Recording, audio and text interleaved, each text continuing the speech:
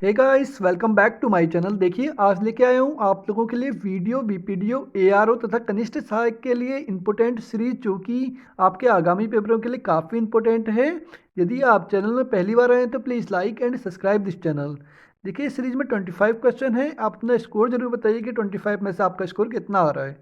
चलो चलते हैं सीरीज की तरफ। क्वेश्चन नंबर फर्स्ट है, लौसर पर्व कौन सी जनजाति के लोग मनाते हैं? जौनसारी, भोटिया, बोक्सा या राजी जनजाति? देखिए, ऑप्शन नंबर बी जो है इसका करेक्ट आंसर होगा। भोटिया जनजाति के लोग लौसर पर्व को मनाते हैं। देखिए, भोटिया जनजाति के बारे में हम कुछ इंपॉर्टेंट पॉइंट पढ़ते हैं। सबसे पहला है, भोटिया जनजाति के लोग पर्व मनाते हैं लौसर और सुरगैन। सुरगैन पर्व जो कि भोटिया जनजाति के लोग ही मनाते हैं। वहीं नृत्य की बात करें तो भोटिया जनजाति में आपका पौड़ा नृत्य होता है।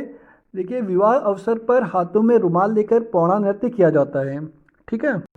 वहीं भोटिया जनजाति को उत्तरकाशी में कहा जाता है जाड़, चमोली में कहा जाता है मारछा या तोरछा, वहीं पिथौरागढ़ में कहा जाता है सौका जनजाति। ठीक है। अब है क्वेश्चन नंबर 2। किस नदी को राठवाहिनी के नाम से जाना जाता है? गंगा, यमुना, रामगंगा या ब्रह्मपुत्र? देखिए, ऑप्शन नंबर सी जो है इसका करेक्ट आंसर होगा। रामगंगा नदी को राठवाहिनी नदी के नाम से जाना जाता है। क्वेश्चन नंबर 3 है, इसमें अष्टकोणी स्तंभ किसने बनवाया था? मान सिंह ने, अकबर ने, अमर सिंह थापा ने या उद्योग चंद ने? ऑप्शन नंबर ए जो है इसका करेक्ट आंसर होगा। मान सिंह के द्वारा बनाया गया था अष्टकोणी। आपको जानना जरूरी है कि मानसिंह कौन था। मानसिंह अकबर का सेनापति था। ठीक है। देखिए, मानसिंह के द्वारा ही हर की पौड़ी का जीर्णोद्धार करवाया गया था। हर की पौड़ी का जीर्णोद्धार किसने कराया? मानसिंह ने। ठीक है। और हरिद्वार शहर की नींव किसने रखी थी? हरिद्वार शहर की नींव भी मानसिंह के द्वारा रखी गई थी। क्वेश्चन नंबर 4 है, सरताल किस जिले में स्थित है? नैनीताल, रुद्रप्रयाग, चंपावत या उत्तरकाशी? देखिए, इसका जो आंसर है ऑप्शन नंबर डी है। उत्तरकाशी में स्थित है आपका सरताल, और उत्तरकाशी में स्थित है आपका मनेरी ताल। ठीक है, इंपॉर्टेंट है। मनेरी ताल कहाँ स्थित है? उत्तरकाशी में। और आपका द्वितीय रंगीलो बैराट के नाम से जाना जाता है उत्तरकाशी को। ठीक है, द्वितीय रंगीलो बैराट। चलते हैं क्वेश्चन नंबर 5 की तरफ। मौलाराम प्रसिद्ध चित्रकार ने किसे विलासी, दुराचारी और चरित्रहीन राजकुमार कहा है? पराक्रम शाह को, श्याम शाह को, महीपति शाह को या पृथ्वीपति शाह को? देखिए, इसका जो आंसर है ऑप्शन नंबर ए है, करेक्ट आंसर होगा। पराक्रम शाह को मौलाराम ने विलासी, दुराचारी और चरित्रहीन राजकुमार कहा है। देखिए, कुछ इंपॉर्टेंट पॉइंट पढ़ते हैं मौलाराम के बारे में। देखिए, आपको जानना जरूरी है मौलाराम का जन्म कहाँ हुआ था। मौलाराम का जन्म हुआ था आपका श्रीनगर में। और कब हुआ था? 1743 ईस्वी में। 1743 ईस्वी में इनका जन्म हुआ था मौलाराम का। इनकी जो रचनाएं थी वो ब्रज भाषा में लिखी गई थी। और इनकी जो श्रेष्ठ रचना थी वो थी आपका गढ़ राजवंश। मौलाराम जो कि चित्रकारी का कार्य करने से पहले वह एक सुनार का कार्य करते थे। ठीक है। अब चलते हैं क्वेश्चन नंबर 6 की तरफ।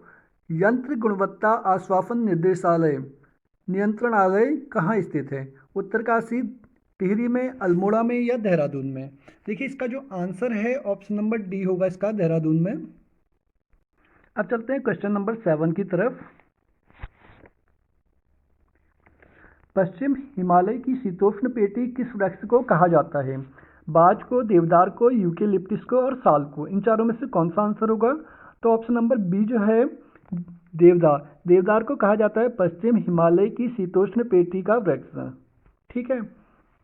आपको जानना जरूरी है कि बाज को क्या कहा जाता है। उत्तराखंड का कल्प वृक्ष, उत्तराखंड का कल्प वृक्ष जो कि बाज को कहा जाता है। और यूकेलिप्टिस, यूकेलिप्टिस को पर्यावरण आतंकवादी वृक्ष के नाम से जाना जाता है। ठीक है, आतंकवादी वृक्ष यूकेलिप्टिस। अब चलते हैं क्वेश्चन नंबर 8। विवेकानंद पर्वतीय कृषि अनुसंधानशाला की स्थापना कब की गई? 1922, 1924, 1926 या 1928 ईस्वी को? देखिए, 1924 ईस्वी में की गई थी विवेकानंद पर्वतीय कृषि अनुसंधान की स्थापना। ठीक है। और कहाँ की गई थी? वो की गई थी आपका अल्मोड़ा में। अब चलते हैं क्वेश्चन नंबर 9 की तरफ। हापला तथा चिनाब क्या है? दर्रे हैं, पर्वत है, चोटी है या घाटी है? देखिए, ऑप्शन नंबर डी जो है इसका करेक्ट आंसर होगा। यह आपका घाटी है। ठीक है। और आपसे पूछा जाए हापला और चेनाब किस जिले में स्थित है? तो यह है आपका चमोली जिले में। क्वेश्चन नंबर 10 है, बाबा मोहन उत्तराखंडी ने राजधानी गैरसैंण बनाने के लिए कितने दिन अनशन किया था? 37, 38, 39 या 40 दिन? देखिए इसका जो आंसर है ऑप्शन नंबर बी है 38 डेज।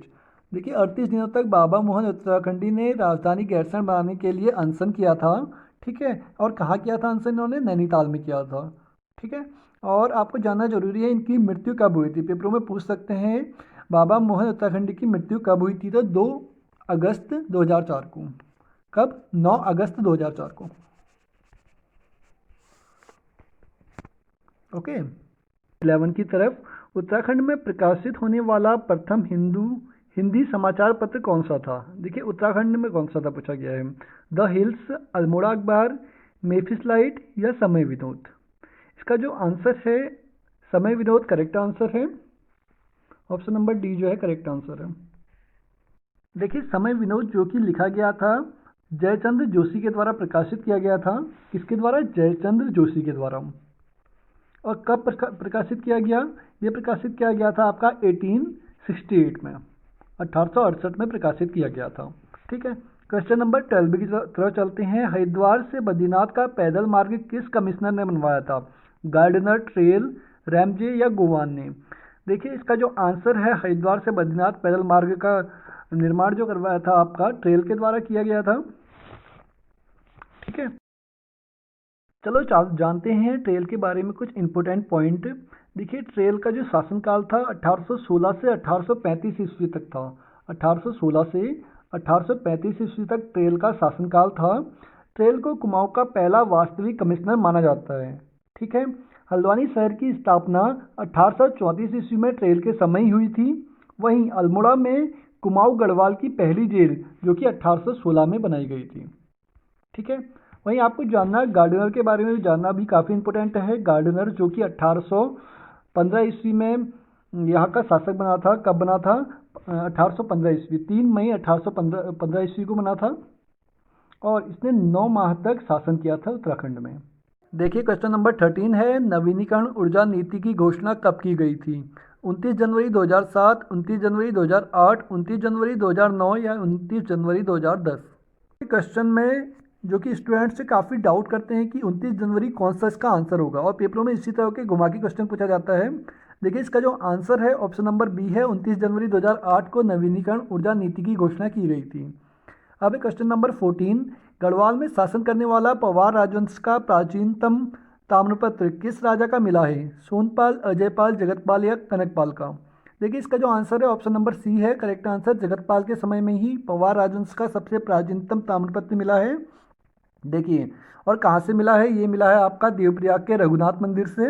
आपको जानना जरूरी है कि जगतपाल के ही शासनकाल को उत्तराखंड का स्वर्ण काल के नाम से जाना जाता था। ठीक है, अब चलते हैं क्वेश्चन नंबर 15। चंपावत से अल्मोड़ा राजधानी किस चंद्र शासक ने स्थानांतरित की थी? भीष्मचंद्र, कल्याण चंद्र, सोमचंद्र या रुद्रचंद्र? देखिए इसका जो आंसर है चंपावत से अल्मोड़ा राजधानी वो की थी आपका कल्याण चंद्र के द्वारा स्थानांतरित की गई थी। वहीं किस शासक ने चंपावत से अल्मोड़ा राजधानी स्थानांतरित करने की सोची थी कि मैं स्थानांतरित करूंगा? तो वो था आपका भीष्मचंद्र। ठीक है, अब है क्वेश्चन नंबर 16। गरुड़ प्रपात किस जिले में स्थित है? पिथौरागढ़, अल्मोड़ा, नैनीताल में या पौड़ी में? देखिए इसका जो आंसर है गरुड़ प्रपात जो कि आपका पिथौरागढ़ में स्थित है। वहीं आपसे पूछ लिया जाए गरुड़ ताल किस जिले में स्थित है? तो गरुड़ ताल आपका नैनीताल डिस्ट्रिक्ट में स्थित है। देखिए क्वेश्चन नंबर 17 है, बागेश्वर का गादी किसे कहा जाता है? दुर्गा प्रसाद शाह को, देवकीनंदन पांडे, इंदुमणि बड़ौनी या जसवंत सिंह बिष्ट? देखिए इसका जो आंसर है ऑप्शन नंबर ए है, दुर्गा प्रताप शाह को बागेश्वर का गादी कहा जाता है। वहीं देवकीनंदन पांडे जो कि कुमाऊं के गादी हैं, कुमाऊं का गादी देवकीनंदन पांडे को कहा जाता है। उत्तराखंड का गादी आपका इंदुमणि बड़ौनी को कहा जाता है। वहीं जसवंत सिंह बिष्ट को पहाड़ का गादी कहा जाता है। अब चलते हैं क्वेश्चन नंबर 18 की तरफ। कुमाऊं ए पर्सपेक्टिव पुस्तक किसने लिखी है? शैलेश मटियाली, देवकीनंदन पांडे, इंदुमणि बड़ौनी या भुवनचंद्र खंडूरी? देखिए ये लिखी गई है आपका option number B, Devkinandan Pandey के द्वारा, जिन्हें कहा जाता है क्या? कुमाऊं का गादी। देखिए क्वेश्चन नंबर 17 है, बागेश्वर का गादी किसे कहा जाता है? दुर्गा प्रसाद शाह को, देवकीनंदन पांडे, इंदुमणि बड़ौनी या जसवंत सिंह बिष्ट। देखिए इसका जो आंसर है ऑप्शन नंबर ए है, दुर्गा प्रताप शाह को बागेश्वर का गादी कहा जाता है। वहीं देवकीनंदन पांडे जो कि कुमाऊं के गादी हैं, कुमाऊं का गादी देवकीनंदन पांडे को कहा जाता है। उत्तराखंड का गादी आपका इंदुमणि बड़ौनी को कहा जाता है। वहीं जसवंत सिंह बिष्ट को पहाड़ का गादी कहा जाता है। अब चलते हैं क्वेश्चन नंबर 18 की तरफ। कुमाऊं ए पर्सपेक्टिव पुस्तक किसने लिखी है? शैलेश मटियाली, देवकीनंदन पांडे, इंदुमणि बड़ौनी या भुवनचंद्र खंडूरी। देखिए ये लिखी गई है आपका option number B, Devkinandan Pandey के द्वारा, जिन्हें कहा जाता है क्या? कुमाऊं का गादी। चलते हैं क्वेश्चन नंबर 19 की तरफ। नैनीताल में सबसे बड़ा भूकंप कब आया था? 17 सितंबर 1880 ईस्वी को, 17 सितंबर 1881 ईस्वी को, 18 सितंबर 1880 ईस्वी को या 18 सितंबर 1881 ईस्वी को। देखिए इसका जो आंसर है ऑप्शन नंबर सी है, 18 सितंबर 1880 ईस्वी को नैनीताल में सबसे बड़ा भूकंप आया था। वहीं क्वेश्चन नंबर 20 है, किस अधिवेशन में असहयोग आंदोलन में चर्चा की गई थी? फर्स्ट अधिवेशन में, सेकंड अधिवेशन में, थर्ड में या फोर्थ में? देखिए असहयोग आंदोलन की चर्चा की गई थी आपका ऑप्शन नंबर डी, चौथे अधिवेशन में। ठीक है, आपका चतुर्थ अधिवेशन कहाँ हुआ था और कब हुआ था? 1920 ईस्वी में आपका चतुर्थ अधिवेशन हुआ था। कहाँ हुआ था? काशीपुर में हुआ था। और इनके जो अध्यक्ष थे कौन थे? हरगोविंद पंत थे। ठीक है, देखिए अब स्टार्ट हो गए हमारे हिंदी के क्वेश्चन। क्वेश्चन नंबर 21 है, हे का विलोम शब्द है हास्य, हार, ग्राह्य, ग्राम्य। देखिए इसका जो आंसर है ऑप्शन नंबर सी है, ग्राह्य। ठीक है, फूल का पर्यायवाची है मुकुल, निकुल, तुषार या प्रसूर। ऑप्शन नंबर डी जो है करेक्ट आंसर होगा, प्रसूर, जो कि आपका फूल का पर्यायवाची है। क्वेश्चन नंबर 23, दक्षिण भारत में हिंदी प्रचार सभा का मुख्यालय कहाँ स्थित है? मैसूर में, चेन्नई में, बेंगलोर में या हैदराबाद में? ऑप्शन नंबर बी जो है करेक्ट आंसर होगा, चेन्नई में इसका है। ठीक है, अब है क्वेश्चन नंबर 24, गंगा पुस्तक माला और समन्वय पत्र का संपादक किस कवि ने किया था? मंगलेश डबराल, शैलेश मटियाली, सूर्यकांत त्रिपाठी निराला या प्रेमचंद के द्वारा? देखिए इसका जो आंसर है सूर्यकांत त्रिपाठी निराला के द्वारा गंगा पुस्तक माला और समन्वय पत्र का संपादन किया गया था। देखिए आज का हमारा अब लास्ट क्वेश्चन है। यदि आपने अभी तक का हमारी सीरीज लाइक एंड सब्सक्राइब नहीं की है तो प्लीज़ लाइक एंड सब्सक्राइब कर लीजिए और अपने दोस्तों के साथ शेयर जरूर कीजिए। ठीक है, लास्ट क्वेश्चन हमारा, राम रोटी खाता है यह वाक्य क्रिया के लिए उदाहरण है। देखिए इसमें क्या कौन सी क्रिया है? आपका अकर्मक है, सकर्मक है, द्विकर्मक है या इनमें से कोई नहीं? देखिए राम रोटी खाता है तो इसमें आपका सकर्मक क्रिया है, ऑप्शन नंबर सी जो है करेक्ट आंसर होगा। इसी के साथ हमारी सीरीज आज की कंप्लीट होती है। मिलते हैं नेक्स्ट वीडियो में। धन्यवाद।